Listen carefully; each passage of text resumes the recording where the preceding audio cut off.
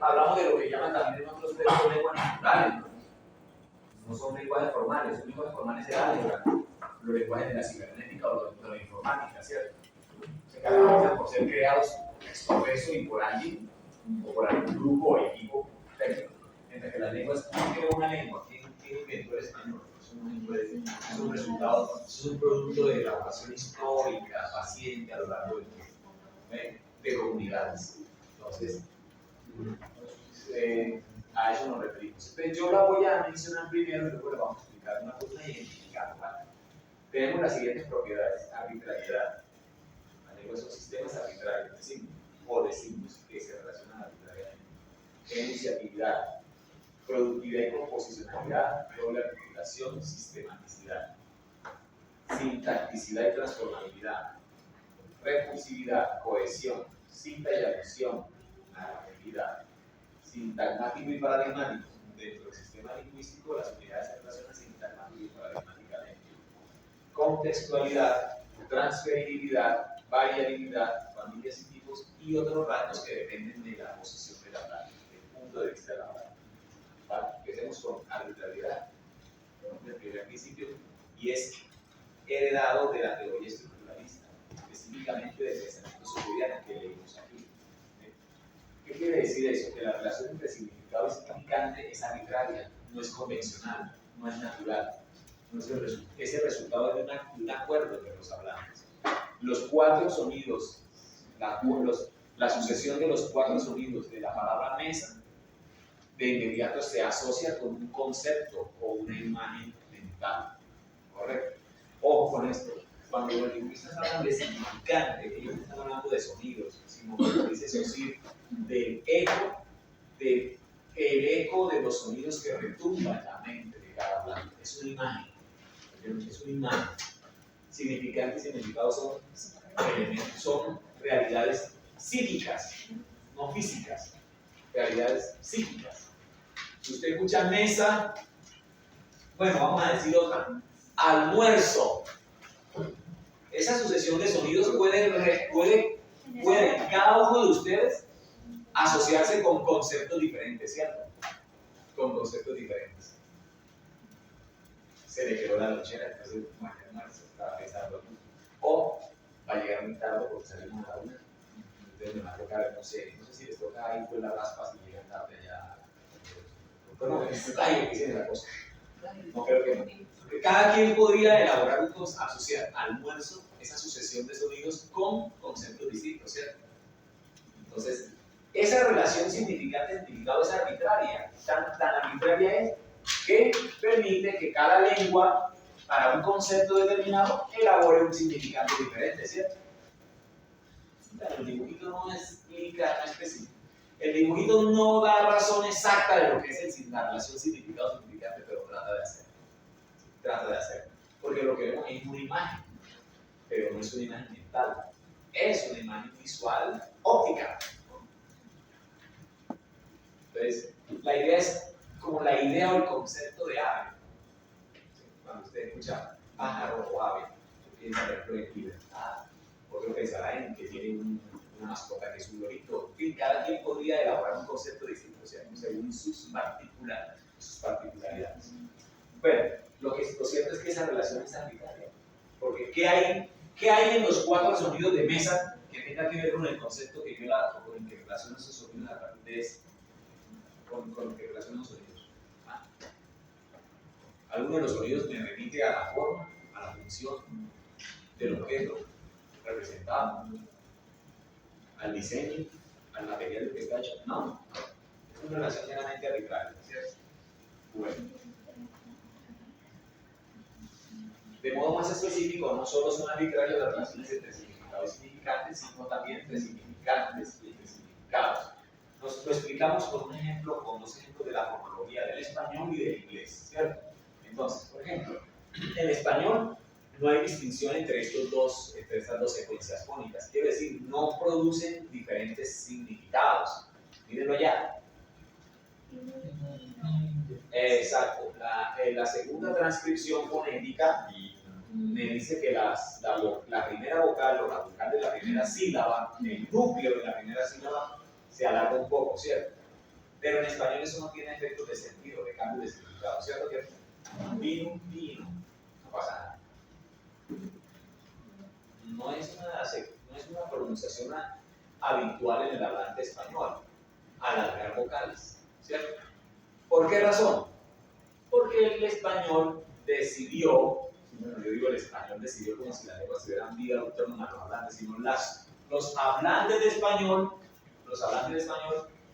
normalizaron que la duración de la vocal no tiene valor distintivo, ¿vale? No tiene valor distintivo. Vino, no hay problema. Lo mismo dije, ¿cierto? ¿De dónde viene? ¿Cuál será el rango distintivo de la vocal en español? Es más, teniendo en cuenta que el español proviene de una lengua como el latín, donde la duración de la vocal sí es un rango diferenciador. Claro, porque el latín tenía 5 vocales breves y 5 vocales largas. Pero en el español hablado ya, en el latín hablado ya, el llamado latín vulgar, ya de 10 vocales, fonológicamente hablando, se pasa a 7. Y en las lenguas romances, una lengua como el español, de que deriva, evoluciona a partir del latín, el rango distintivo de la duración se pierde. Y se opta por otro rango, igual, la apertura vocálica y la altura de la vocal. Por eso es que uno dice sol y dice sal. ¿Cierto? Okay. Y en español esa es la clave, la boca abierta, cerrada o bien cerrada. ¿Sí? Bueno, en cambio en su amada lengua inglesa, la cosa está a otro precio, ¿cierto? Tienen un marcador, alguien que me preste ahí porque si no se da. Alguien que hace un marcador, pero que se pueda borrar. Una vez un estudiante me prestó uno y de los que les va a acercar a él. Y el tablet me provocaba. Entonces, ¿por qué el inglés optó por esa serie de rasgos para diferenciadores? Bueno, yo les puedo explicar lo que ocurrió en el español, pero no sabía explicarles por qué el inglés.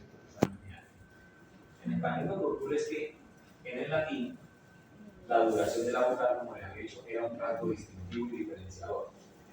Pero como los romanos llegan a provincias y regiones donde la gente ya hablaba sus propias lenguas, la gente lo que hace es confundir.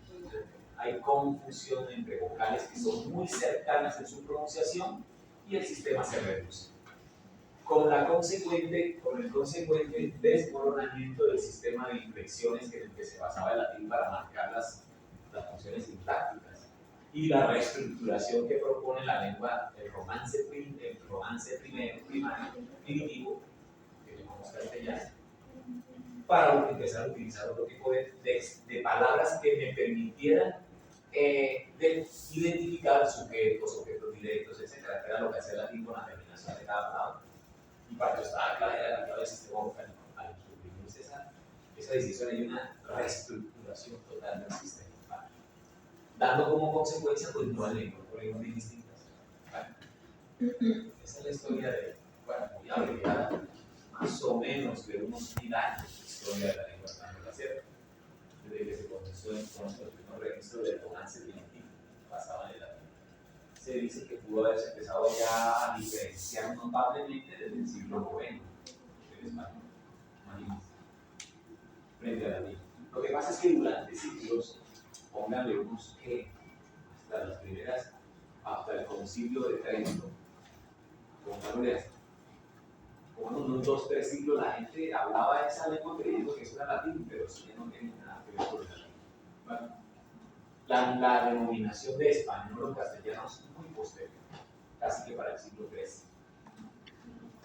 Baja en la media, Bueno, la pertinencia fonológica de la derivación de la vocal en una lengua, la pertinencia fonológica de la derivación de la vocal en una lengua, y no hay una es arbitraria. Es una elección arbitraria. ¿Por qué el inglés es así? Bueno, porque así es el inglés.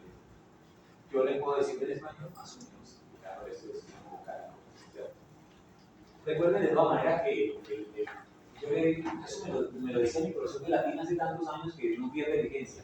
El español de hoy O el español como tal es el resultado de un latín mal hablado en la península ibérica. Un latín mal hablado, entre comillas, hablado como la gente lo hablaba. Bueno, o sea, más o menos como la historia del Kimen que les contaba, ¿cierto? Del Kimen.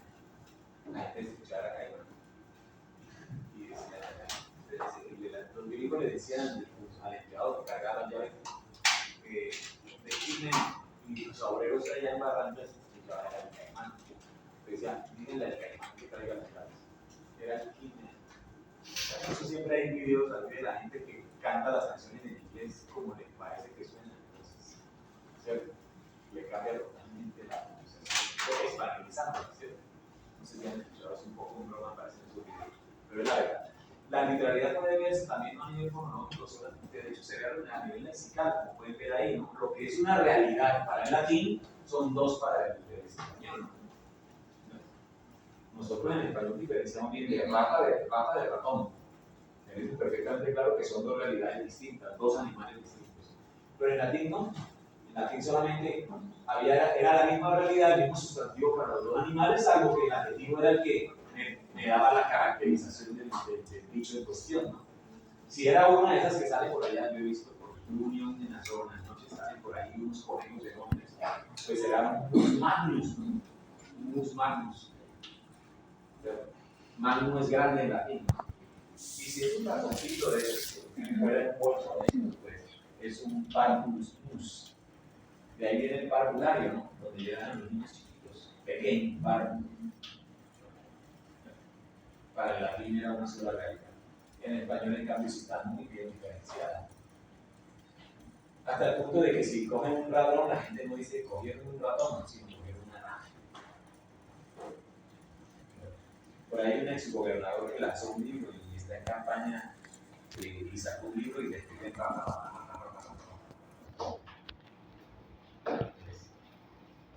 Esto, recordando, mur, latín, ratón, mur, ciélago es murciélagos, ratón ciego, murciélago en latín era la palabra viene de allá en latín, ratón, murciélago, ciego, de ahí viene el murciélago, un ratón ciego, pero que bueno.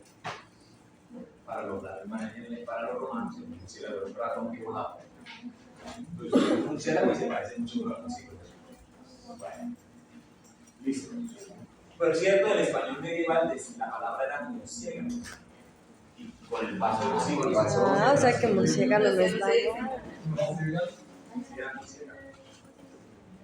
Es una transformación muy común, ¿no? Han escuchado a los niños chiquitos. Sí, dicen murciélago. Era como era más normal de pronunciarla, pero con el paso del tiempo quedó murciélago. Bueno, la lengua es chita. Cuando uno habla, no produce oraciones sin enunciados. ¿Vale? ¿Qué va a anunciar? Ya vamos.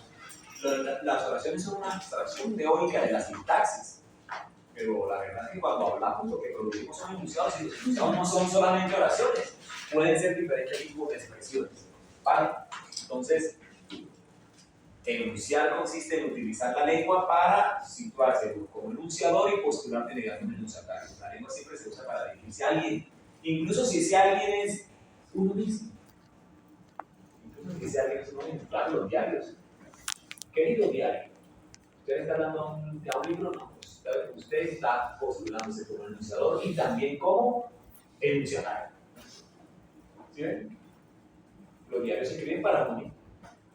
Lo que pasa es que después de muerto el autor del diario, aparece algún heredero y dice, uy, esto tiene valor literario, y lo publica en el Instagram. Pero el diario usted en principio lo escribe para sí mismo, para uno mismo. Entonces ahí tenemos un ejemplo de enunciación también, aunque uno no lo crea. Cuando ustedes ven una ficha, un grafiti, etc., alguien le está enunciando a través de la pared. ¿Cierto? Pero hay un enunciador que utiliza la pared para ponerlo como enunciador. Un recurso como lo que usa la literatura también. Entonces, la enunciación, pues, produce enunciados, ¿no? Y mira los enunciados que son. Pues los enunciados son productos derivados de la actividad de la enunciación y pueden ser cualquier resultado de la utilización del código lingüístico con fines comunicativos. Su estructura es variable, ¿no? Mire, puede ser una interjección o puede ser una frase, yo no. opinión que se supone que hay un antecedente. Yo no quiero ir allá.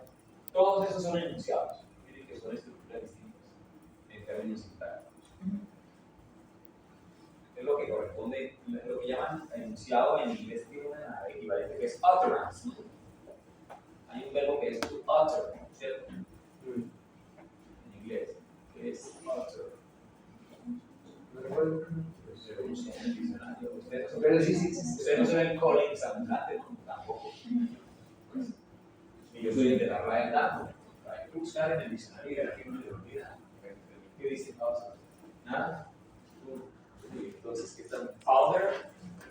Mira, aquí está. Declaración. Declarar, sí. Declarar. Pero también se llama en filosofía del lenguaje y en teoría de los actos de hablar. Utterance es proferencia. Es lo que yo profiero hablar, las expresiones de los actos de hablar. Bueno, listo. Segunda propiedad. Tercera, productividad y composicionalidad. Tenemos un sistema tremendamente productivo. Muy productivo. ¿Por qué? Porque permiten al usuario producir e interpretar mensajes ilimitadamente diferentes con tal de que formen parte del ámbito de la regla de la misma lengua.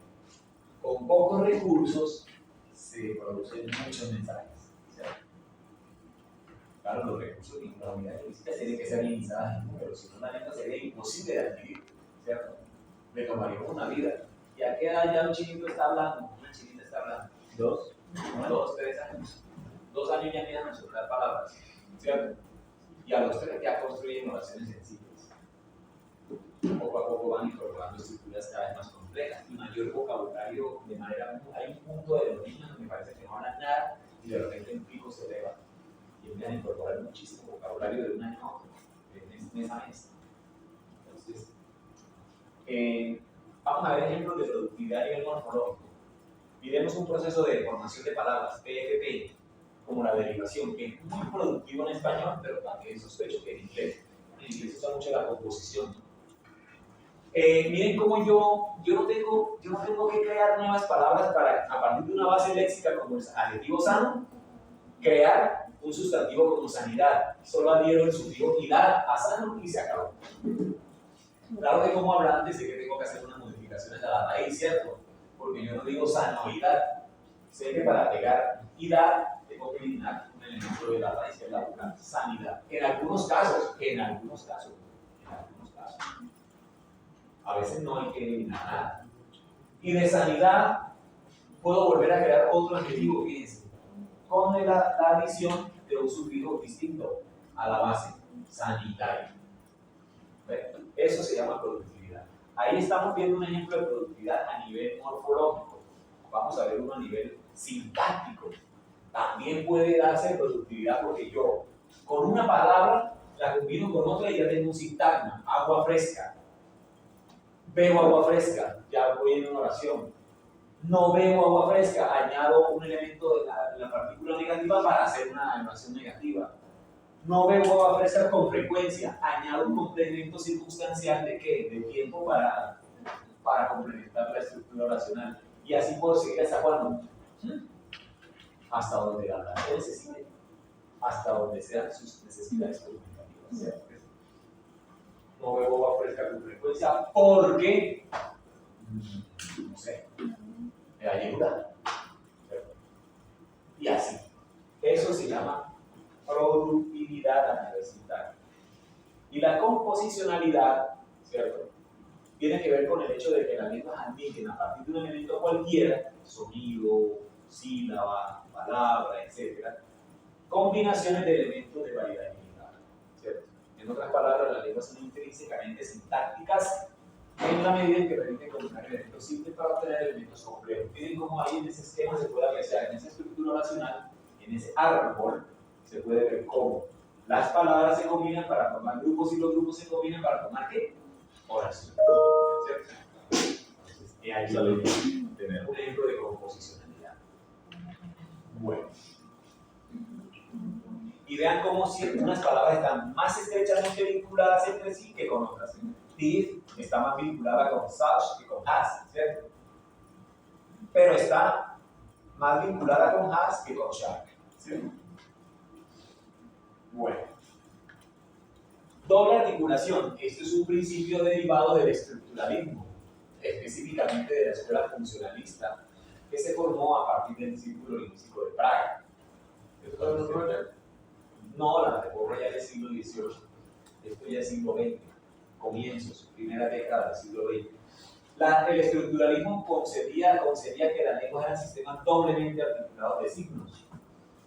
Es decir, que las unidades lingüísticas primero se apoyan en unidades de primera articulación, que no tienen significado por sí solas, pero que combinándose pueden formar unidades de segunda articulación dotadas de significado. Las unidades de primera articulación son los fonemas, las de segunda articulación son los morfemas. ¿Vale? Ese es un sistema doblemente articulado de signos. Claro, yo voy a poner con el marcador para explicarles un poco eso.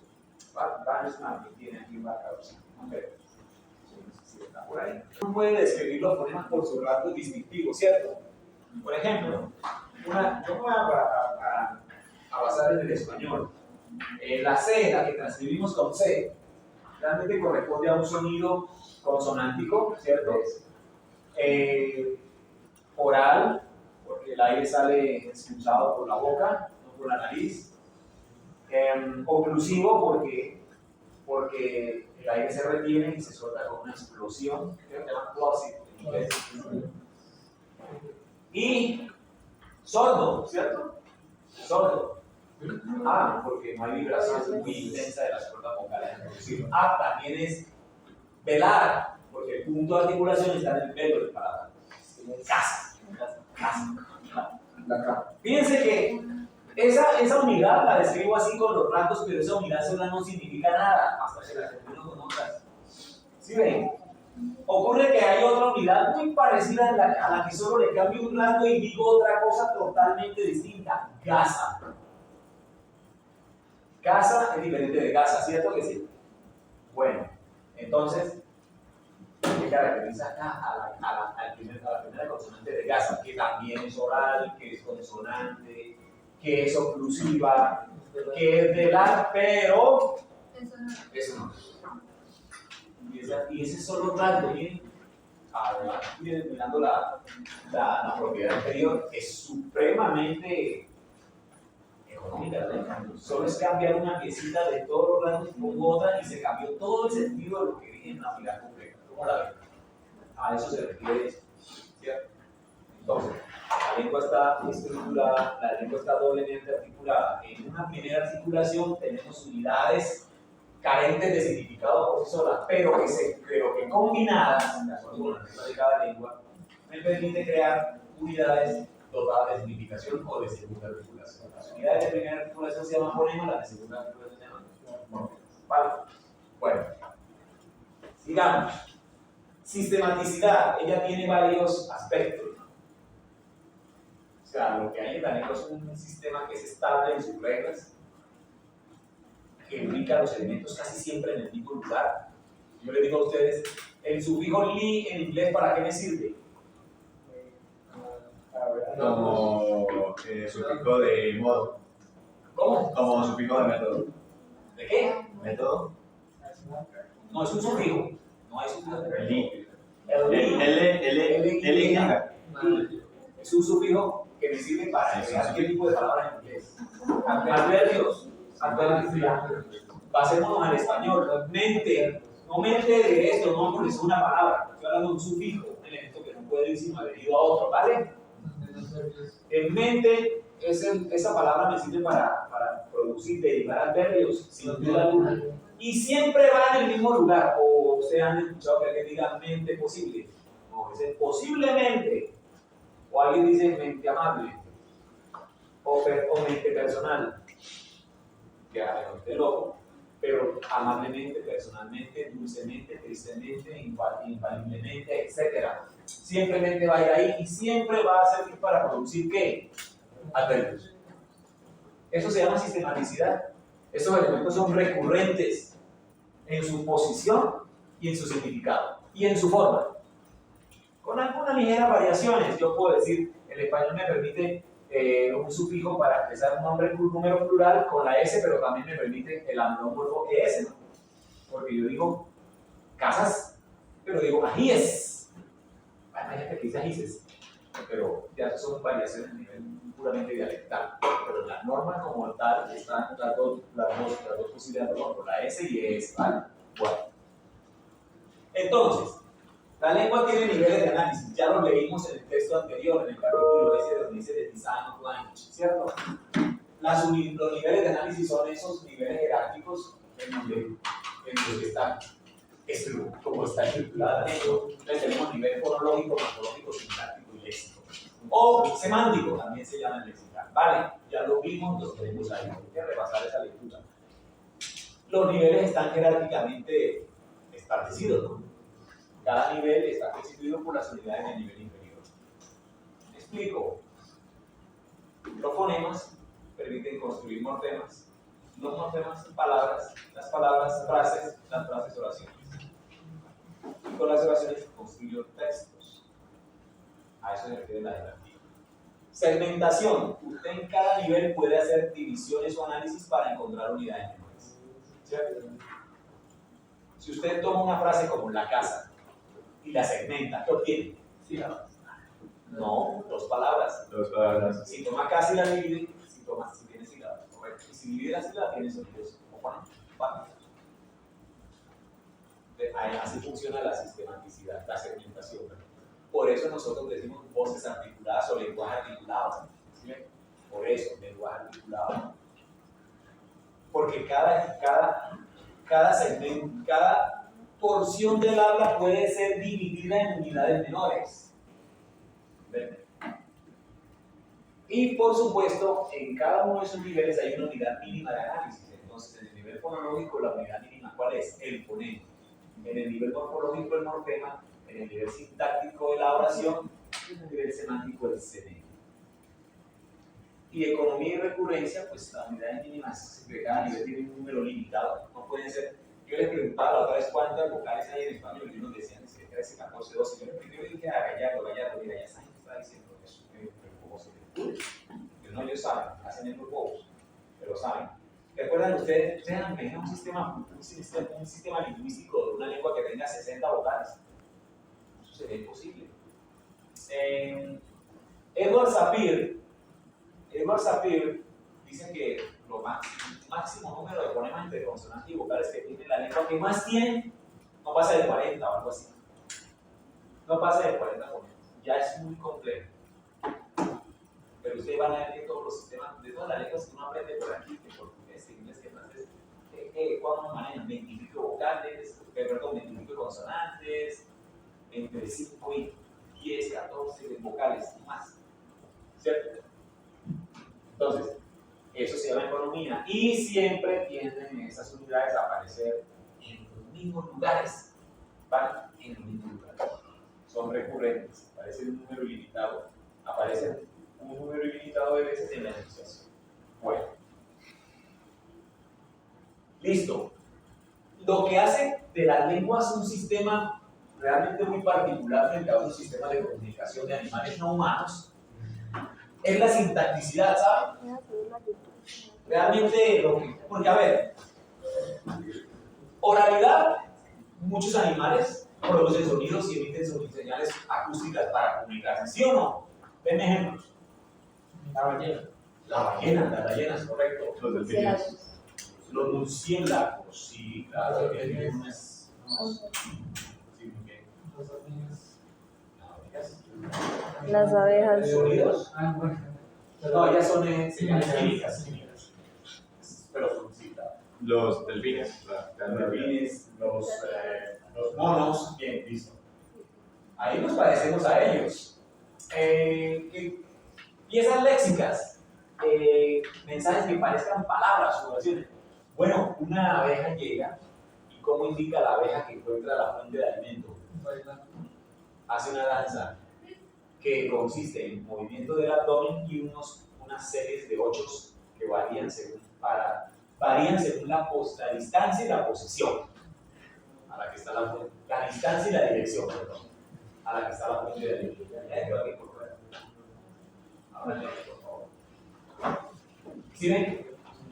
Pues las abejas, pues, podría eso significar allí está al lado hay una flor. Pero hasta ahí porque vamos a ver las características de la sintaxis de las lenguas en nuestro sistema de comunicación. Bueno, la sintaxis de los códigos lingüísticos le permite combinar elementos lingüísticos pertenecientes a distintas categorías léxicas, ordenarlo linealmente sin límites teóricos de extensión. Claro, uno no tiene límite para decir lo que quiera decir. Esta sintaxicidad proviene de la composicionalidad. Esta última también proviene de la transformabilidad. Claro, todas las estructuras que producimos en una lengua son susceptibles de ser transformadas. La transformación permite a partir de un enunciado transformarse por una disposición diferente de sus elementos. Ahí está eso, ¿cierto? Mire, en inglés la posición, el orden es clave. En español, no tanto. Pero en inglés es determinante. En inglés no puedo cambiar el orden como si lo hago en español. Es una norma de la lengua inglesa, de su sintaxis. Entonces es muy fija la sintaxis del inglés, ¿vale? Entonces ahí yo sé cuál es el sujeto, porque siempre antecede al verbo. Para ver que en español no es lo mismo. Entonces, ¿cómo lo transformo? Ya. Cambio de posición y cambio de funciones sintácticas de los elementos o de los constituyentes relacionales. ¿Sí? Ya sé quién ama y quién es amado en la una y en la otra, solo por el cambio de posición. Pero ahí hubo transformación. Es decir que, digamos, ejemplo, la rueda, rueda la rueda. Bueno, en español, claro, ya sé que le estoy diciendo la rueda. ¿Cómo así? Porque entendí mal el ejemplo. No, o sea, la rueda, rueda. Rueda, la rueda. Ahí está utilizando el verbo como dando una instrucción. Correcto.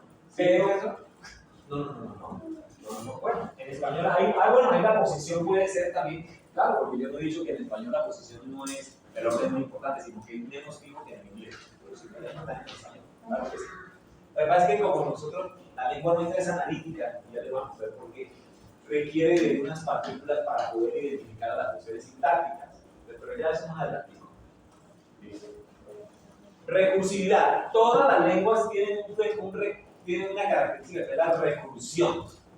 Y la propiedad se llama recursividad.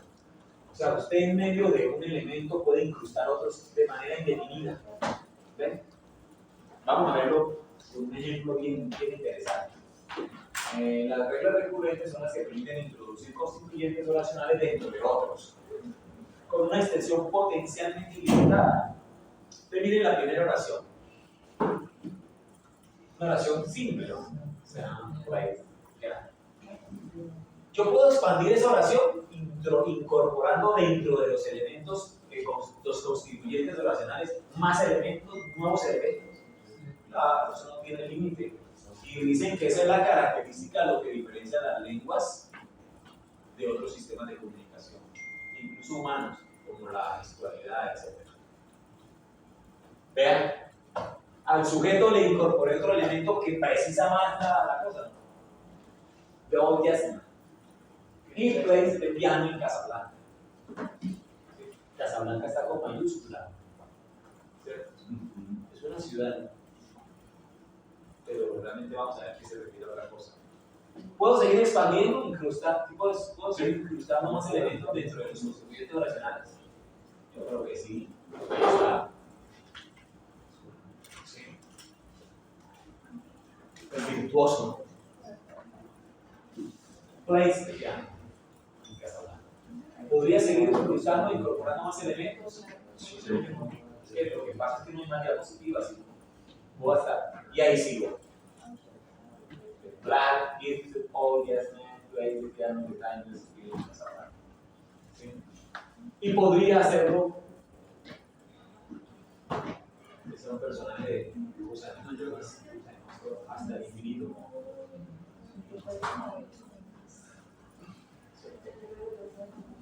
Bueno, pero por supuesto eso no se hace en elementos, sino hasta donde las necesidades comunicativas del hablante lo sí. Pero la lengua lo permite. Estira mucho. Bueno, cohesión. La cohesión deriva del hecho de que las lenguas son códigos stand-by. Tú puedes suspender un mensaje, pasar a otro y luego retomarlo. con mecanismos cohesivos. Así de simple. Eso no ocurre, no se puede hacer con facilidad en los lenguajes, por ejemplo, de informática. Y las instrucciones son muy precisas y deben darse en un orden muy exacto. ¿Sí ven? La lengua no. La lengua no. El mecanismo stand-by funciona gracias a que la lengua dispone de recursos para indicar a los usuarios cómo encontrar después de la interrupción la pista principal del enunciado. Es decir, qué elementos están conectados entre sí. Por ejemplo, la cohesión es la propiedad mediante la cual la lengua dispone de distintos elementos que indican qué componentes de un texto se relacionan entre sí. Entonces, por ejemplo, lo que está en rojo está conectado. Lo que está en rojo está cohesionado, ¿cierto? Tú me remite un verbo que ya se dijo antes. Yo no debo repetir. ¿Ven? Mecanismo de sustitución y de correferencia. Para saber más sobre cohesión en inglés, yo le recomiendo un libro viejito, pero muy bueno, que se llama Cohesión en inglés. Su nombre en inglés es Cohesión en English. Está en la biblioteca incluso, ojalá no me lo hayan robado, no lo hayan dañado ya. Creo que nos dicen cuando dicen esto, lo que dice redundante, es para que dice eso. Ah, bueno, tiene que ver con algo de la redundancia, no vuelve sobre sí mismo, ¿verdad? Y lo hace a través de mecanismos cohesivos. Aquí los elementos cohesionados son los que garantizan las funciones de la auxiliar, ¿cierto que sí? Porque venía entonces que me estaba repitiendo un verbo que ya se enunció, pero que no debo repetir, tengo por qué repetir. ¿Vale? Bueno. Usted en español usted dice, a mí me gusta la pizza y a ella también. ¿Usted tiene que repetir, también le gusta la pizza? No. También le permite retomar lo que se dijo antes. Esa es a lo que se refiere. ¿Cómo vamos hasta ahí? Si tienen dudas o dificultades, me van haciendo, me están tratando una vez. No el día del parcial, ¿no? Cita y alusión y narratividad. ¿Cómo le parece que hay algo interesantísimo en las lenguas, ¿no?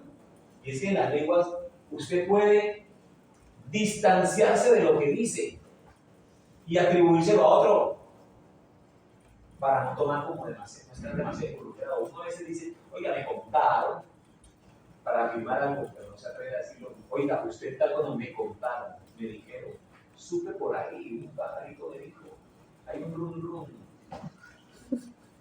Van a hablar más todos los días, como decía fulano de tal. ¿Sí? Ya lo dijo el viejo y conocido refrán, decía Colorado.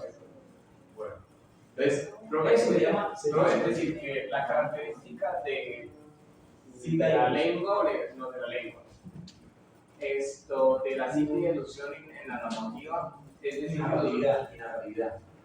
eso es la capacidad que tenemos nosotros de no incluir al sujeto. No, exacto. Eso se llama desange. Tiene un nombre muy técnico, desagentivización del enunciado. Donde uno habla y cuenta todo, pero sin decir de quién. Sin involucrarte tú o atribuyéndolo a otros. Por ejemplo, alusión.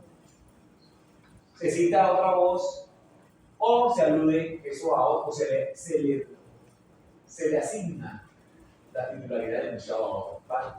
Pero no todas las lenguas tienen eso. Todas se puede hacer eso. Esto es lo que cuando uno aprende inglés le da tan duro, que es el report speech y el direct speech. Pasar del estilo directo al indirecto. ¿No han hecho ejercicios de eso? Sí. Pues yo no sé, eso da mucho a la gente, pero sí.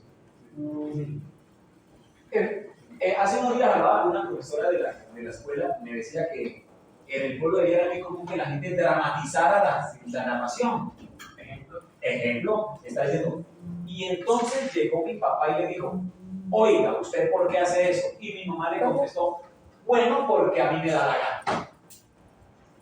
¿Sí ven cómo parece un diálogo teatralizado? O uno podría decir eso de otra manera, decir, fíjese que mi papá le dijo, mamá, que por qué hace eso, y ella le dijo que porque me da la gana. Es más, algunos hablantes donde hay oralidad pura, le ponen el timbre de la voz para diferenciar por favor el papá y la mamá. ¿Sí o no? Eso es muy, muy común en el habla cotidiana, en la oralidad pura, en el día a día. ¿Sí? En el día a día. Entonces, A eso nos referimos con la narratividad. Usted pone en escena el enunciado. Bueno, aquí yo no me voy a meter. Aquí está el estilo indirecto y el indirecto.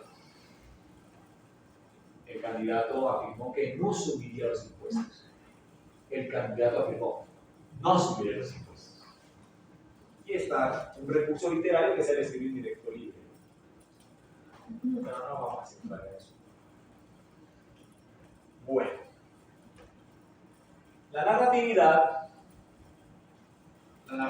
pone en escena esta propiedad que me permite poner en escena mediante el acto de enunciación actores, espacios, tiempos, a partir de recursos y estrategias lingüísticas variadas, ¿no? La deíxis, entre las más importantes.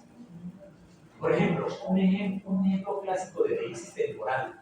¿Cómo comienzan las narraciones de ficción? Once upon a time. ¿Cierto? Hay una película por ahí que comienza diciendo en una lejana galaxia.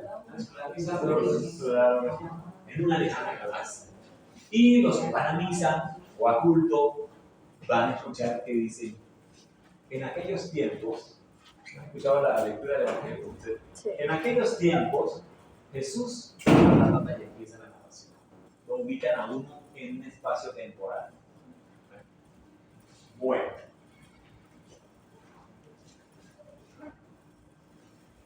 En las lenguas, las relaciones entre las unidades son de dos tipos, sintagmáticas y paradigmáticas. No de tiempo.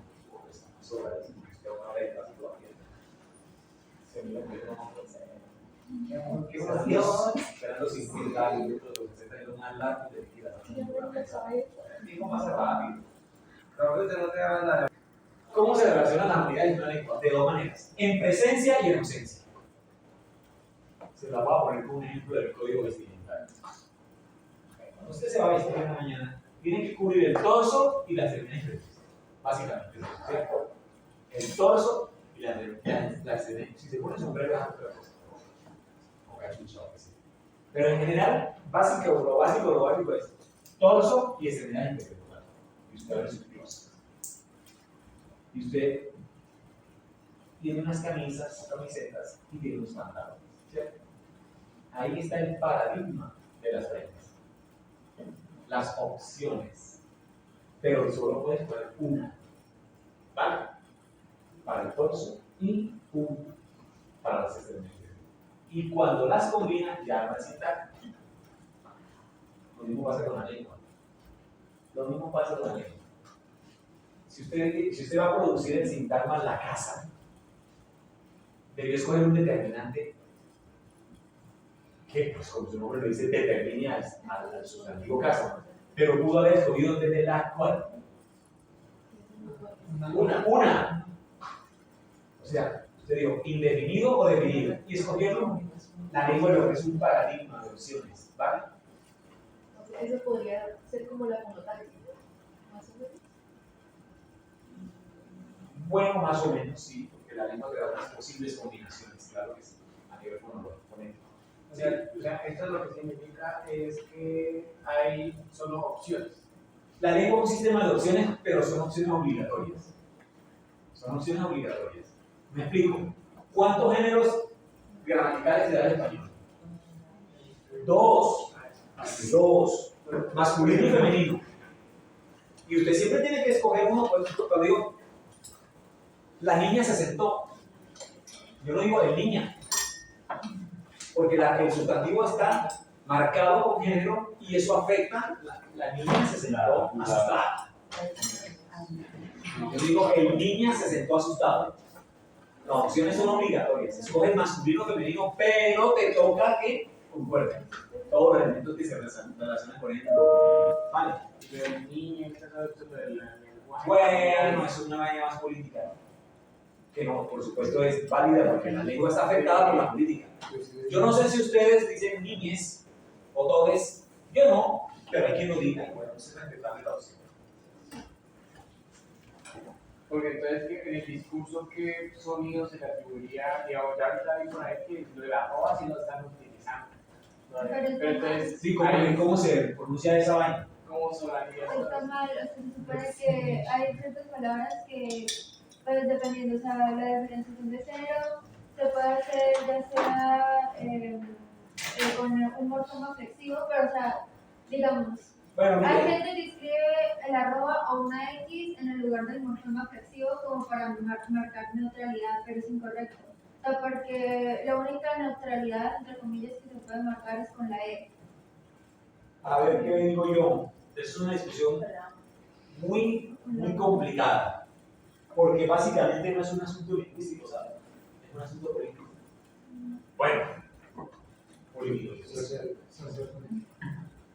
lingüístico, claro, porque son grupos que tratan de poner en la palestra pública una agenda que es válida y es legítima, ¿no? La de la igualdad de las mujeres.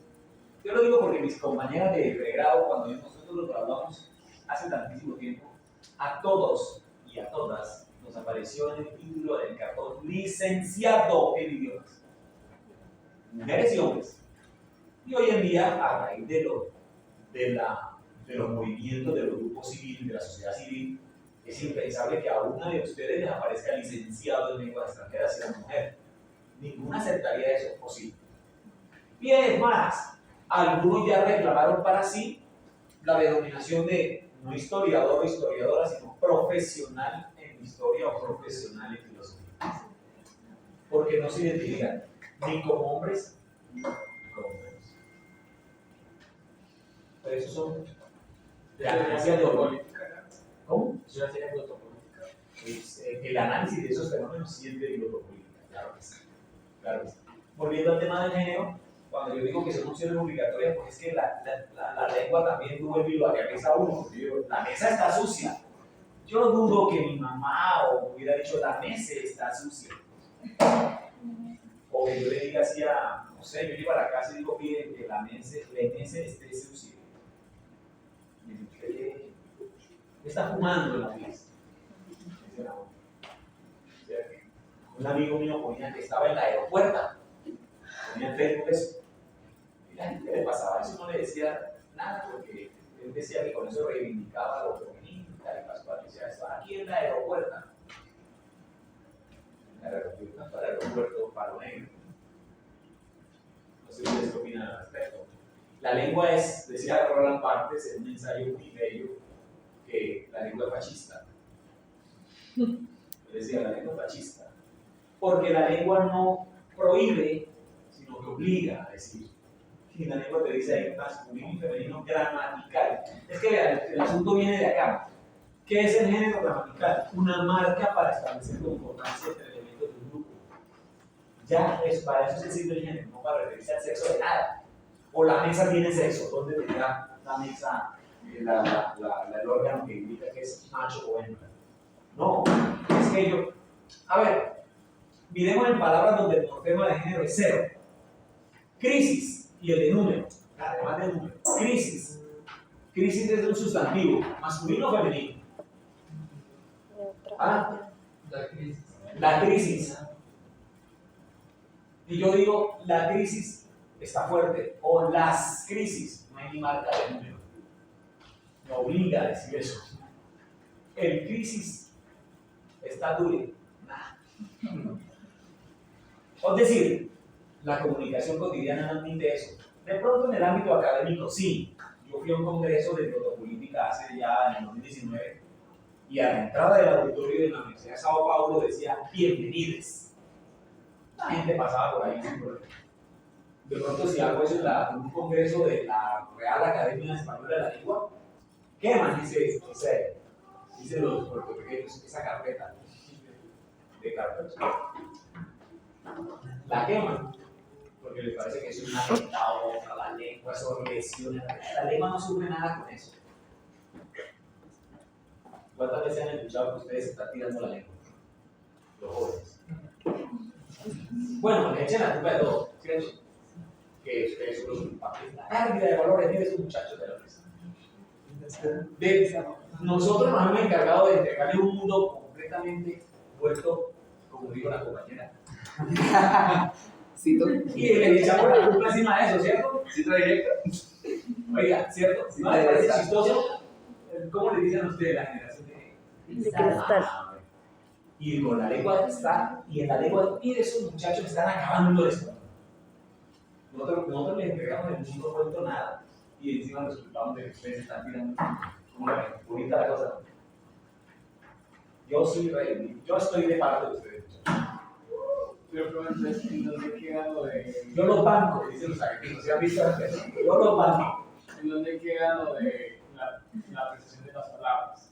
Ah, bueno, eso es otra cosa. Yo ayer hice un ejercicio de precisión léxica con mis estudiantes de lingüística 2. Les puse muchas oraciones donde puede ir el verbo tener perfectamente. Fulano tiene una enfermedad crónica. Tiene para muchas cosas. Yo digo, hay que ser más precisos.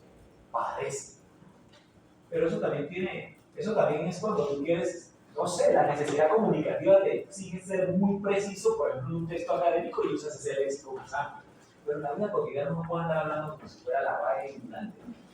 Empezando porque le coge fastidio. ¿Quién dice en su casa, barrunté una idea? ¿Qué? ¿Qué idioma es ese? Pues eso es español. Pero entonces Yo le pregunté ayer a un chico cómo se llama la hora, cómo se llama el momento del día o de la noche en donde no hay ni un solo ruido. medianoche. No, eso tiene un nombre. ¿Cómo se llama el olor que produce la lluvia cuando cae sobre la tierra? Ah, bueno. Me la sabe todo el mundo, ya no sorprende a nadie. ¿Cierto? Pero ¿cómo se llama el momento de la noche donde no hay ruido? Y todos estamos un poco muertos. Bueno, cuando usted está en sueño, porque uno es así es la muerte. Si nos preocupa que es la muerte, es cuando el sueño es profundo. ¿Cierto? Que uno dice, no me despierta en un terremoto. No. Búsquenlo. Busquen la palabra conticinio. Busquen la palabra conticinio. ¿Con qué? Conticinio. Con C, no busque con S, con Z. Yo no soy purista, pero sí me da rabia que escriban que garaje con G y esa vaina. ¿Qué dice conticinio? Bueno, pues ¿De esos datos, dónde las sacan? ustedes tienen mejor celular que los profesores y no manda. ¿Ah? El conticinio es un sustantivo de uso literario común en el español actual que se refiere a la hora de la noche en que todo está en silencio y calma. Proviene del latín conticinium, que designaba a la primera parte de la noche y se usa para describir el momento de profundo silencio. Ustedes no han despertado no se han despertado en un momento en donde no escuchan nada. Sí. El conticinio no te El conticinio es eso. Donde yo vivo no, porque se escuchan grillitos en la noche, entonces no hay conticinio nunca. Pero si es sueño profundo, los grillos no te quitan el sueño. Listo. Bueno, vean toda la carrera que echamos con el género gramatical. Es que ese tema da para largo, es muy álgido, muy candente, muy actual en la lengua española. Hay gente que le molesta mucho que digan todes, o todos y todas. Una estudiante me dijo, en esa época dictábamos lingüística 4 en la otra carrera, ya estaban en esa lectura se acabó con el reforma. Una estudiante me dijo, profe, que es un habla de mamertos. Los que dicen todos y todas. Pues fíjense que la gente de derecha no usa el lenguaje inclusivo, incluso lo persigue, mientras la gente de la izquierda lo reivindica. Qué interesante eso. Mi ley prohibió en Argentina el uso del lenguaje inclusivo en todos los documentos oficiales. El PP, el Partido Popular de derecha en España, en las comunidades donde ellos gobiernan, han prohibido las cartillas del lenguaje inclusivo. Pero profe, mira, yo desde el aspecto social. ¿Bukele? Sí, Bukele también prohibió eso en los colegios, hablar de género. Sí, toda esa vaina. Y esto, bueno, mirando desde un aspecto social, entonces el uso de todas esas palabras que digamos, desaparecen y las utilizan más en textos académicos, por eso no limita más como el acceso y el producto. Tiene razón. Nosotros escribimos un artículo en una revista de lingüística es para lingüistas, pero otra cosa es hacer divulgación científica, ¿me entiendes? Otra cosa es hacer divulgación científica. Eso es pasarlo a... Ahí tienes que hacer algo más asequible a la gente. Claro, no parece un ladrillo. Correcto, eso es lo que hacen ustedes con la evolución del lenguaje humano. Pero entonces el ideal ser es que podamos manejar ambos. Depende. Yo, por ejemplo, no me veo explicando esos temas en un colegio, en un salón, no, porque no, porque me cuesta trabajo y hacer esa transposición al... No, profe, el vivir de cualquier persona. Sí, qué raro. A mí me pasa que sobre todo mis mayores, me dicen, oye, ¿qué es eso que tú haces allá? Y yo digo, ¿no puede ser más claro? Estoy tratando de adecuar el discurso al hecho de que los demás no son lingüistas, ¿me entiendes? Es así, tienes toda la razón. Y eso también es uno de los problemas de la ciencia, que no es accesible a todo el mundo. En cambio, los discursos fanáticos religiosos, sí, todo el mundo los masca sin problema.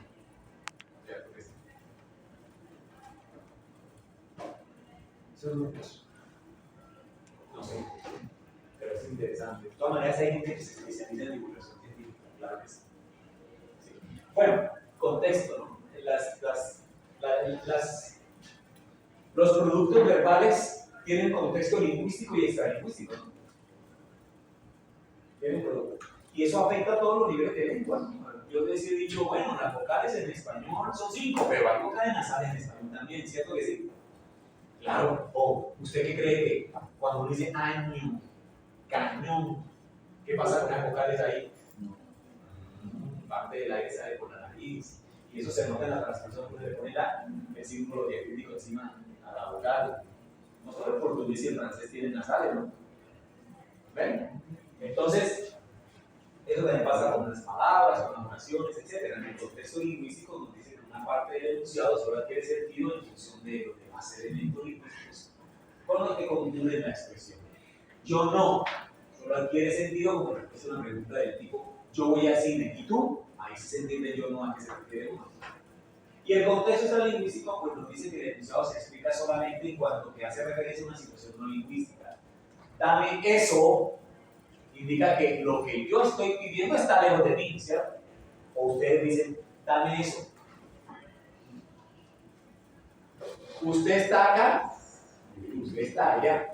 Y para eso sirven los deícticos, que son los elementos que tienen significado según la situación de comunicación. ¿Vale? Venga para aquí. ¿Sí? Yo no digo venga para allá. Vaya para allá, venga para aquí. Esos elementos dependen de qué? De la situación. El significado de esos elementos aquí y allá, eso, depende de la situación de comunicación. Solo se comprende estando ahí en presencia. Hay gente que está a 10 kilómetros de tráigame eso. ¿Eso qué? Siempre tiene que acompañar con una señalización, ¿no? Tráigame eso, tráigame eso. Es la única manera de saber cuál es el significado de eso, o cuál es el referente. Eso se llama deixis, en temporal, personal y espacial. Bueno, transferibilidad. La lengua se puede transferir a otros formatos, ¿cierto que sí? O modalidades. En el caso mensual, la escritura. No todas, no todas, no todas, porque el mandarín no puede. La escritura del mandarín no es una transferencia del poblado, es una escritura ideográfica. Cada simbolito acá, idealmente en nuestra lengua, en nuestra escritura alfabética, cada simbolito representa un sonido. Idealmente, ¿no? Porque, a ver, ¿dónde hay uno que no va a un lugar y no? Pues eso no ya se le en la listo. Pero en mandarín no. En mandarín cada símbolo de la escritura representa un concepto. Concepto. Y no hay transparencia, no hay simetría total. La escritura japonesa es silábica. Cada símbolo que ven ustedes en japonés es una sílaba. Y hay, en los orígenes de la escritura alfabética, por ejemplo, no se representaban gráficamente las vocales, solo las consonantes. ¿Ven? Entonces, la escritura es una muestra de transferibilidad. Uno puede haber transferibilidad en la gestualidad. ¿El habla en lo gestual? Claro. Sale usted de un examen y alguien al otro lado le hace así y usted le hace quedó listo el examen. Solo con gestos. Solo con gestos. Esta me gusta, variabilidad. Todas las lenguas varían. Por el paso del tiempo, por la por la ubicación o el papel del hablante en la estructura social, por la situación de comunicación, por el lugar donde está el hablante, por la posición de la persona o del hablante en la sociedad y por la situación de comunicación. La lengua varía por esos cuatro factores. Diacrónicos, diatópicos, diastráticos y diafásicos. ¿Sí? La primera, el español de hoy es el mismo de hace 500 años. No. ¿O 1000? No. No, miren, te voy a mostrar ejemplos más bien recientes. O sea, la variación diacrónica es la variación del tiempo. Azafata. Azafata en el español del siglo XV, creo. Se refería a una criada que ayudaba a ponerse las alhajas a una noble, una aristócrata de la aristocracia, a una aristócrata. ¿Por qué se llamaba así ese empleo? Bueno, ¿por qué se llamaba así ese trabajo, ese oficio? Porque esa criada cargaba un baulito, un cofre que se llamaba azafate. Es una palabra de origen árabe, creo. Y que sirve y que era destinado para guardar las joyas. ¿Cierto? Como ella era la que cargaba el azafate, se le llamaba azafate. Esa palabra cayó en desuso, pues me imagino que con el derrumbe de esos sistemas monárquicos y de esas aristocracias, la entrada de la modernidad, ¿cierto? Y cayó en desuso, no se volvió a utilizar más, ¿no? Como la palabra taquígrafo o mecanógrafo, eso ya no se usa, eso ya cayeron en desuso, ¿cierto? ¿Quién ha dicho no? Mi mamá es mecanógrafa, eso antes era común, pero ya no. Entonces fue revitalizada cuando se desarrolló la aviación comercial y se utilizó para darle el nombre a las mujeres que prestaban servicios en los aviones, ¿cierto? Que atendían a los pasajeros. Y de hecho ya no se utiliza. Exacto, volvió a caer en desuso. Porque con la entrada de los hombres, pues los hablantes tal vez no consideraron a zapatos muy agradable o muy sonoro, qué sé yo, no sé qué decisión o por qué los hablantes dejaron de usar azafata, porque había sido, mira, llame al azafato, como que no, y quedó auxiliar de vuelo, volvió a caer en el olvido de la palabra. Esa palabra sí ya tiene historia. Entonces, ¿cómo? Piloto, ¿no? La pilota. No, yo creo que dicen la pilota, la copiloto, para no decir la pilota, porque se dice otra cosa. Bueno, listo. Diatopía, según la región donde viva el hablante o donde resida, pues utilizará la lengua de una manera distinta, ¿o no? Eso no es no hablar. Usted habla la boca y dice usted es de Santander, o usted de la costa, usted de la tierra, usted es mexicano, usted es argentino. Miren, por ejemplo, a nivel lexical, de variación lexical, cómo se le dice al dinero en diferentes regiones. ¿Esto qué significa? Alternancia, o sea que coexisten en la lengua estas formas, ¿vale? Dinero, guita, lana, plata y los venezolanos dicen real. ¿Qué? O real. Ayer un chico venezolano en el grupo me dijo que ellos decían bolo. Nosotros decimos Lucas. Lucas, yo escuché en la costa, el te vi llegar. Muchas veces la Lucas. Los españoles dicen pasta, ¿cierto? La pasta. O palos, tío, me ha costado un bastón, decían los compañeros del piso allá. O palos. No sé, sí, palos de los palos. Todo eso, todo de una región. También es que melones. ¿Qué? Melones. ¿Listos?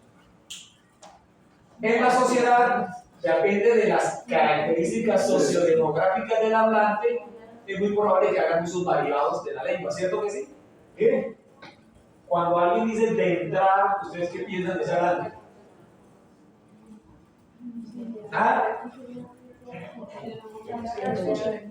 Entrar. Hay una forma alterna de entrar.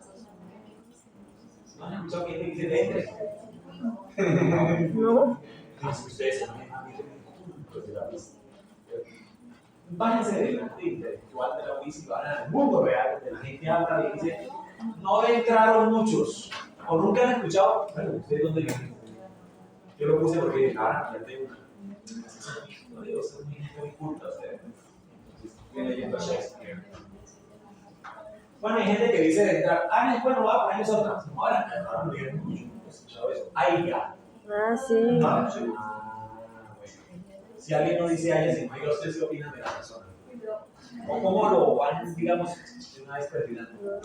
Es por el contexto cultural. Y social. Pero ¿qué características creen que tiene esa persona? Sí, que no que carece de educación. ¿Qué más? Alguno dirá del campo, ¿sí o no? Claro, porque en el campo se usa mucho esa forma. Sí. De que haya plata, se la hay. Ahora bien, eso podría considerarse una incorrección, pero no es gramatical. Es una variación. La gente le dice a usted, yo recuerdo mi primer trabajo fue en un pueblo de la provincia de Vélez como profesor de español, y los chicos todos decían aiga, y yo corríjales, haya, y los chicos decían, profe, ¿pero usted me entendió? Yo le dije, sí. ¿Y entonces? Vean, el broma lingüística. Sociolingüista. Pero, ¿Y entonces? ¿eso cómo se llama? ¿Eso sería como un clasismo lingüístico o cómo es que se llama? No, digamos, como tal es... No, es una... Sí, el profesor de español es un prescriptor, un higienista verbal. Ni siquiera algo por acá, un higienista verbal, no oral, verbal, ¿cierto? Pero sí es, los maestros, yo no sé si ustedes tienen también esa idea de que ustedes van a enseñar un inglés correcto, ¿no? Porque, a ver, el inglés correcto, entre comillas, el que está en los libros de texto, pero ese es el inglés de la real, el que encuentra uno en la vida, en Londres, en Nueva York, en Harlem, en Brooklyn, sí, ese inglés. ¿Ven? Aquí, ya, esa anécdota la conté ayer, pero me parece muy ilustrativa sobre lo que estamos hablando, ¿no? Sobre la norma estándar y las desviaciones, bueno, entre comillas, desviaciones. Las variaciones de la lengua. Aquí yo fui director de escuela en el 2007-2008, cosa que en la vida volveré a hacer, nunca volveré a cometer ese error tan garrafal. Entonces, yo recuerdo que ya empezaba aquí la profesora de ella a incorporar el tema de español como lengua extranjera, enseñanza de español como lengua extranjera. Y tenían una asignatura electiva y había un trabajo interesante que estaba empezando ahí. Unos colegas del laboratorio de química les llegó un chico de allá de allá de Estados Unidos que estaba haciendo lo que iba al pregrado de en química allá en Massachusetts, era de la Universidad de Massachusetts Amherst, recuerdo yo. Benjamin, se llama el muchacho. Benjamin. Ese pobre andaba perdido en el laboratorio, hablaba en inglés, porque los profesores manejan bien el inglés, pero él salía del laboratorio y estaba perdido, porque no tenía un carajo de español. Entonces me preguntaron si podían darle una especie de curso de español express a Benjamin para que no estuviera tan despistado, ¿no? Entonces, sí, le organizaron una especie de curso ahí piloto con dos chicos que fueron así como tutores de él. Muy buenos ellos. Uno de ellos pues hoy en día en la Julián Pérez. Y empezaron a trabajar con Benjamin, ¿no? Y el español y cómo las cosas y tal, y empezó a quedar la lista, para que se mueva rápido la vida. Un día les ocurrió la maravillosa idea de que vamos a una salida Plaza de San Francisco. Yo han ido a la biblioteca de Benito Valle y bueno, fueron para la Plaza de San Francisco para que practicara su flamante español. Y me dicen ellos me contaron, cuando los que contaron anécdotas, que pasaron por una venta de aguacates y Benjamín se aventó a estrenar el español. Y le dijo a la señora, eso, ¿cómo pregunta en un libro? ¿Eso es un aguacate? Le dijo a la señora, ¿eso es un aguacate? Y la señora le dijo, dígame. Como la señora ¿qué quiere que yo le diga? ¿Está vendiendo esta arepa? No. Es que esta arepa está para ahorita, no, para mañana. Pero, ¿por qué? Yo le dije, dígame qué quiere que le diga. Y yo, no, es que dígame, Andrés. ¿No está viendo? ¿No ve? Eso significa dígame, ¿sí o no? Obvio. Cuando yo le pregunto a ustedes, Pero si no, ¿estudiaron para el parcial? ¿Qué me responden? Dígame. Él no dijo, él esperaba que respuesta. Sí, esto es un aguacate. ¿Quién habla en Colombia? Así. Y lo mismo aplica para toda la lengua, ¿sí o no? Ese libro que digo, sí, ustedes, Cutting Edge, ¿se llama? Sí. ¿Ustedes creen que la gente de que habla en la India, en Australia, en Jamaica, allá en esos distritos obreros de Londres, hablan con el Cutting Edge? No comen latte, porque hablan con el cookney y tienen glotales. Pero nada más en Gringolandia dicen, yo he escuchado hablar en muchos seguidos de males. Ahora me llega mucho video de del control que le hacen a los secretarios del despacho de Trump. Y hablan de Bill Clinton. Hillary Clinton. Lo dicen Clinton. ¿Qué dice Clinton? Mami. Ella está escuchando una canción ochentera vieja de Dios Booker que decía Mami. Él no dice Mountain. Algo así como que tienen la T. Sí, la verdad O también de diferentes Chévere. Entonces, nadie habla con los nadie habla con mamá. Eso sería lo de cuando la Usted llega ahí, usted toma un curso de español lengua extranjera y lo sueltan allá en Zapatoca y llega y dice, mucho, a ver, poquita gente. Como mucho, poquita, ¿ah? A ver, dice, mucho, a ver, poquita gente aquí va. No he escuchado mucho, a ver, poquita gente. no llegó nadie. No llegó, pero nadie, sí. No, pues, no llevarlo más a la plaza de San Francisco hasta que ellos reforzaran un poco más. Pero ellos no replantearon cómo No, no, sí, no. No, porque fue en contexto. No, porque tal vez el problema ahí no fue que no Quería entendieron que bien, la el contexto que se Ella esperaba que le dijeran, sí, esto es un aguacate. Pero lo encontraron. Como los libros. viendo lo de la acogida, ahí Es sí, como las cosas. ¿Cómo? o sea, les dijeron lo de los de la pedagogía, que hicieron plantear algo para solucionar el objetivo. Pues lo que pasa es que esos modelos pedagógicos de enseñanza ya incorporan esto que llaman la competencia intercultural. Claro, la lengua va variando, no es cuestión sociolingüística, ya que pensar que hay una lengua monolítica, estándar, yo creo que eso es de alejar al estudiante a la de la realidad. Es alejarlo de la realidad. Que no se extrañe porque los negros en Estados Unidos tienen un inglés muy particular, casi que con una gramática muy propia, pero eso es inglés, eso no es una desviación del inglés, ni una corrupción del inglés, ni un empobrecimiento del inglés, como las teorías racistas dicen. ¿Ven? A mí hasta profesores me han dicho, es que eso que hablan en Jamaica no es inglés, ¿y entonces qué? ¿Mandarín? ¿Cómo le ponemos el nombre? No, eso es una jerigonza. Peor aún. No le dan a las comunidades ni siquiera el derecho a hablar una lengua. Imagínense cómo será el racismo. Eso que hablan esos indios de Perú que va a ser español. ¿Y entonces qué es? ¿Chino? ¿Japonés? Es español, pero es español andino. ¿Bien? Me decía un amigo peruano del Cusco, indígena, de origen indígena. Él me preguntaba, Rafael, eso me decía cuando yo estudié mi doctorado en España. Siempre, él era de economía, pero nos gustaba ir a ver fútbol en Barcelona y llegar a Madrid y esa vaina. Entonces me decía, Rafael, te voy a preguntar. Esa forma de preguntar en el español andino es una muestra del sustrato quechua. Creo que se ha cruzado ahí con el español. ¿Ven? Te voy a preguntar. Me parecía muy simpático, pero eso no era para corregirle a nadie nada. Es el español. Entonces, vamos a enseñarle a los puertorriqueños a decir amor, de amor.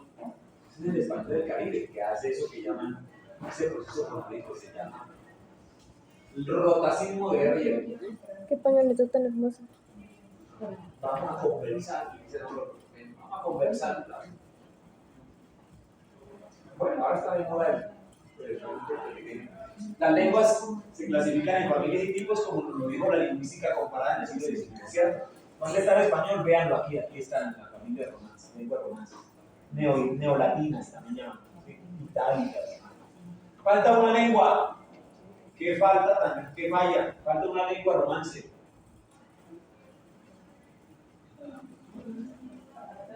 Francés, español, italiano, catalán, portugués, occitano, rumano y ese románico. No sé qué es rumano y ese romanche, que no sé qué será, pero falta una. Falta una.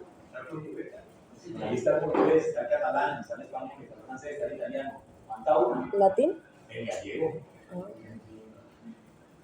Yo me di cuenta entre los datos porque yo estudié en Galicia, donde se habla gallego.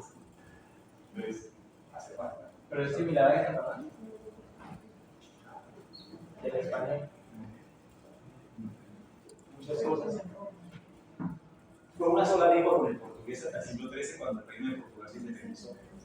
Entonces quedó suelto el gallego con muchas particularidades. Como un bebé entre el portugués y el español. Pues mire usted que, bueno, un bebé, no, es una lengua. Aparte uno siempre, como una lengua minorizada por el español, siempre la toma como referencia al español. No es una lengua, es diferente al español. Claro está que uno a veces escucha que alguien dice esto es español, o a veces hay gente que dice esto es portugués. Puede haber palabras que se parezcan mucho. Por ejemplo, ellos dicen los días de la semana: lunes, martes, miércoles, jueves, viernes, sábado y domingo. Son los días de la semana en gallego, ¿sí? Cambia jueves, miércoles, martes, lunes. Pero tiene bastante. Sí, depende de la región. En grupos se usa más que en Santiago de Compostela, que en Pontevedra o en La Coruña. Y también, pero también las familias, las lenguas también se clasifican por tipos morfológicos. Y hasta el momento, en la lectura que ustedes hicieron de Lyons, llegamos hasta aquí, pero posteriormente se han incorporado analíticas y polisintéticas. Eso no es por el bien, ¿cierto? Bueno, pero vamos a ver una por una. Las aislantes. Uso de palabras o morfos no ligados. En adelante usted puede identificar perfectamente en cada segmento una información específica. Las aglutinantes lo que hacen es lo contrario. Bueno, las aglutinantes lo que hacen es lo contrario. Unir muchos elementos morfológicos en segmentos grandes, más o menos complejos. Flexivas. Uso de morfemas cuyos límites son claros de establecer. No son claros de establecer, perdón. La lengua fusiva la llaman también, ¿cierto? Por su grado de fusión con los morfemas y con la raíz. Las analíticas usan palabras funcionales en lugar de morfemas flexivos para marcar cierto tipo de relaciones sintácticas, ¿no? Y las polisintéticas utilizan el verbo y lo van, alrededor del verbo, van uniendo muchos elementos morfológicos para expresar toda la información gramatical. Un ejemplo de lengua aislante, el prototipo de lengua aislante es el mandarín. ¿Sí? El mandarín. Miren que en esos segmentos cada elemento tiene un significado especial y están separados.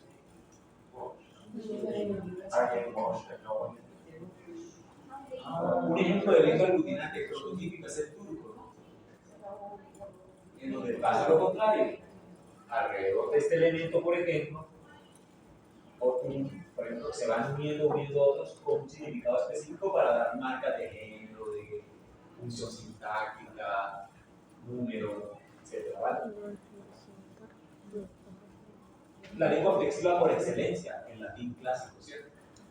Mírenlo ahí. Todo lo que está en rojo tiene una información gramatical y siempre va al final de la palabra. Eso es lo que llaman flexión. Son los morfemas flexivos. El español heredó eso en lo morfológico, pero no en lo sintáctico.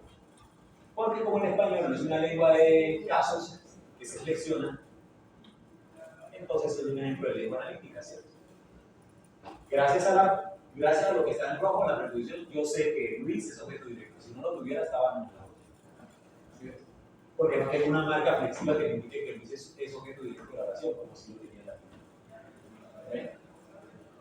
Por eso es una lengua analítica. El español hecho mano de las preposiciones. Fíjense que por eso el español no está esclavizado del otro. A Luis las penas no lo afligen, las penas no afligen a Luis, las penas a Luis no lo afligen, las penas no lo afligen. Puedo poner a Luis en varios lados, ¿cierto? No, sí. Pero siempre hay una norma en la lengua española. A debe regir a Luis para que Luis sea objeto directo. ¿Vale? Si no, no hay caso. Y las polisintéticas, esta lengua se habla en Australia. Miren cómo es de complejo el último segmento. Al verbo cocinar se le añade el elemento técnica tercera persona singular, tercera plural del objeto aplicativo, no sé qué, el objeto, carne, el verbo cocinar, qué es pasado y qué es presente. Cuando vayan a Australia, hablen de alguien que se llama Yali, me cuentan. Como todos los chicos están yendo por Australia. Y cerramos con las que son desde la propiedad desde el punto de vista de la parte. A ver, todas las lenguas son adquiribles en corto tiempo, ¿cierto? 2 añitos, necesitan chino para empezar a decir palabras. Y de ahí para adelante, cuando yo utilizo la lengua, asumo el rol de enunciador, pero ese rol puede ser intercambiable con otro. Que asume el rol de enunciatario, a su vez puede ser enunciador y enunciador. Feedback completo, lo que decían.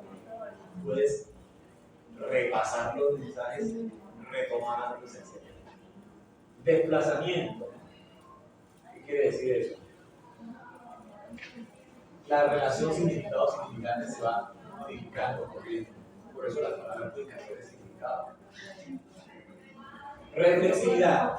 Las lenguas son sistemas sobre los que los hablantes pueden reflexionar y situarse, posicionarse frente a ellas. Ser español es bonito, es difícil, no sé qué. Y prevaricación, lo dijeron al comienzo, el sistema lingüístico sirve especialmente para significar. Quiero mucho, pilas. Yo solo pienso en ti. Que le diga eso sí. Mañana le pago. Esas son las típicas. Mañana le pago. Voy llegando, entre otros. Ah, sí, estoy cerca. Y no estoy allá. Bueno, y cosas así. Y la famosa que se refiere hasta. Bueno. Ay Dios. Las lenguas sirven para prevaricar. De hecho, con las lenguas, si por ellas fuera, no nos entenderíamos, porque a veces uno dice una cosa y le entienden otra. Pero yo le entendí que usted me quería decir. Por el tonito, dice la gente, por el tonito. O cuando ustedes salen dicen los españoles de marcha. Cuando ustedes salen de marcha, que es por la noche, dicen, ahora es que vaya a llegar mañana, ahora es que vaya a llegar en la madrugada. Ahora es que vaya a llegar, y precisamente muchachito llegar a la madrugada. Bueno, ¿qué les quedó ahí pendiente?